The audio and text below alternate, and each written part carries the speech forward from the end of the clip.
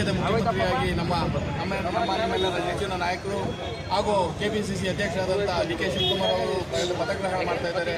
ಅವರಿಗೆ ನಮ್ಮ ಎಲ್ಲ ಕಾಂಗ್ರೆಸ್ ಪರವಾಗಿ ಶುಭವಾಗಿ ಅಂತ ಹಾರೈಸ್ತಾ, ಒಳ್ಳೆ ಆಡಳಿತ ಕೊಡಲಿ ಅಂತ ಹಾರೈಸ್ತಾ ನಾವು ಈ ಕಾರ್ಯಕ್ರಮವನ್ನು ಹಮ್ಮಿಕೊಂಡಿದ್ದೇವೆ.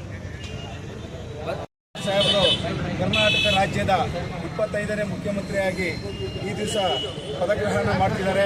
ಅವರಿಗೆ ನಮ್ಮ ಮಳವಳ್ಳಿ ತಾಲೂಕಿನ ಮುಖಂಡರು, ಕಾರ್ಯಕರ್ತರು ಎಲ್ಲರೂ ಇಂದ ಜನಪ್ರತಿನಿಧಿಗಳಿಂದ ಅವರಿಗೆ ಶುಭ ಕೋರ್ತಾ, ಇವರು ಮುಂದಿನ ಉತ್ತಮವಾದ ಒಂದು ಆಡಳಿತ ಕೊಟ್ಟು ಏನು ನಮ್ಮ ಹಿಂದಿನ ಮಾಜಿ ಮುಖ್ಯಮಂತ್ರಿಗಳಾದ ಸಿದ್ದರಾಮಯ್ಯನವರು ಕೊಟ್ಟಿರುವಂಥ ಕೊಡುಗೆಗಳನ್ನ ಇವರು ಮುಂದುವರಿಸಿಕೊಂಡು ಉತ್ತಮವಾಗಿ ಕಾಂಗ್ರೆಸ್ ಪಕ್ಷನ 2028ಗೆ ಮತ್ತೆ ಕಾಂಗ್ರೆಸ್ ಪಕ್ಷ ತಂದೆ ಅಂತ ನಿಮ್ಮೆಲ್ಲರೂ ಕಾಂಗ್ರೆಸ್ ಪರವಾಗಿ ಧನ್ಯವಾದಗಳನ್ನು ಹೇಳಕ್ಕೆ ಇಷ್ಟಪಡ್ತೀನಿ.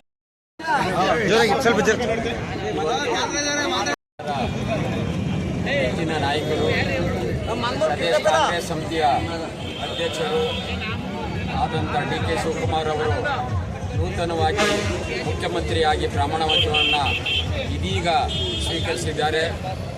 ಅವರಿಗೆ ನಮ್ಮ ಮಳವಳ್ಳಿ ತಾಲೂಕಿನ ಎಲ್ಲ ಕಾರ್ಯಕರ್ತರ ಮುಖಂಡರ ಪರವಾಗಿ ನಾನು ಅಭಿನಂದಿಸುತ್ತಾ, ಮುಂದೆ ಎಲ್ಲ ಜನಾಂಗಕ್ಕೂ ಒಳ್ಳೆಯದನ್ನು ಮಾಡುವ ಕಾರ್ಯಕ್ರಮಗಳನ್ನು ರೂಪಿಸಿ ಮತ್ತೊಮ್ಮೆ ಪಕ್ಷವನ್ನು ಅಧಿಕಾರಕ್ಕೆ ಬರುವಂತೆ ಮಾಡಲಿ ಅಂತೇಳಿ ನಾನು ಆರೈಕೆ ಮಾಡ್ತೀನಿ.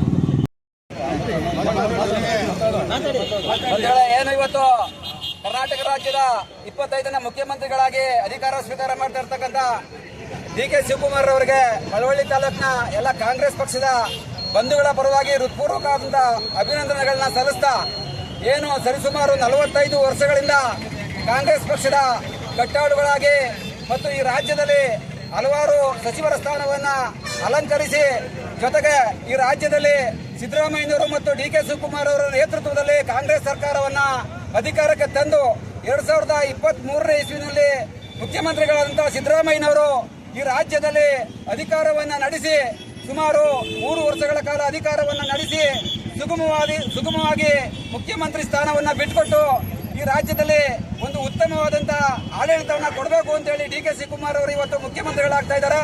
ಅವರಿಗೆ ಮಳವಳ್ಳಿ ತಾಲೂಕಿನ ಎಲ್ಲ ಕಾಂಗ್ರೆಸ್ ಪಕ್ಷದ ಮುಖಂಡರ ಪರವಾಗಿ ಹೃತ್ಪೂರ್ವಕವಾದಂಥ ಅಭಿನಂದನೆಗಳನ್ನ ಸಲ್ಲಿಸಿ ಉತ್ತಮವಾದಂಥ ಆಡಳಿತವನ್ನು ಕೊಡಲಿ ಅಂತೇಳಿ ತಮ್ಮೆಲ್ಲರೂ ಸಹ ಮನವಿಯನ್ನು ಮಾಡ್ತಾ ಇದ್ವಿ. ಇವತ್ತು DK ಶಿವಕುಮಾರ್ ಅವರು ಈ ಸಾರಿ ಮುಖ್ಯಮಂತ್ರಿಯಾಗಿ ಈಗ ಪ್ರಮಾಣ ಸಿಗ್ತಾ ಇದ್ದಾರೆ.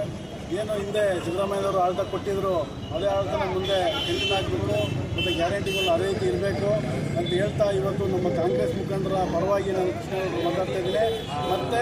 ಮತ್ತು ಏನು ನಮ್ಮ ಶಾಸಕರಿದ್ದಾರೆ ನರೇಂದ್ರ ಸ್ವಾಮಿ ಅವರು ಮಂತ್ರಿಮಂಡಲ ಸೇರಿಸ್ಕೋಬೇಕು DK ಅವರು ಅಂತೇಳಿ ಇವತ್ತು ಪತ್ರಿಕಾರರ ಹತ್ರ ನಾನು ಮಾಧ್ಯಮದ ಹತ್ರ ನಾನು ತಿಳಿಸ್ತಾ ಇದ್ದೀನಿ. ಕೂಗು ಇಲ್ಲೇ ಇಲ್ಲ, ಬೆಂಗಳೂರಿಗೂ ಹೋಗಬೇಕು ಅಂತೇಳಿ ನಮ್ಮ ಮಾಧ್ಯಮ ಮಿತ್ರರಿಗೆ ನಾನು ವಿನಂತಿ ಮಾಡ್ತಾಯಿದ್ದೀನಿ. ಇವತ್ತು ನಮ್ಮ ಏನು ನರೇಂದ್ರ ಸ್ವಾಮಿಯವರು ಏನು ಕೊಡುಗೆ ಇದೆ, ಇವತ್ತು ಮಳವಳ್ಳಿಗೆ ಆಗ್ಬೋದು, ಮಂಡ್ಯ ಜಿಲ್ಲೆ ಆಗ್ಬೋದು, ಏನು ಗಿರಿಜನ ನಾಯಕರು ಇದ್ದಾರೆ ಅವ್ರು ಕೊಡುಗೋ ಇವತ್ತು ಕೊಡುಗೆ ಇವತ್ತು ಮುಖ್ಯಮಂತ್ರಿ ಅವರು ಜೊತೆಗೆ ತಗೊಂಡು ಹೋದಾಗ ನಮಗೆ ತೃಪ್ತಿ ಆಗುತ್ತೆ. ಅವ್ರಿಗೂ ಒಂದು ಮಂತ್ರಿಮಂಡಲ ಸೇರಿಸ್ಕೊಂಡು ಅವ್ರಿಗೂ ಒಂದು ಸ್ಥಾನ ಕೊಡಬೇಕು ಅಂತೇಳಿ ಮಳವಳ್ಳಿ ಕಾಂಗ್ರೆಸ್ ಕಾರ್ಯಕರ್ತರ ಪರವಾಗಿ ನಾನು ಅವರನ್ನು ಕೇಳ್ಕೊತೀನಿ. ಹಾಗೆ ಸಿದ್ದರಾಮಯ್ಯ ಸಾಹೇಬರು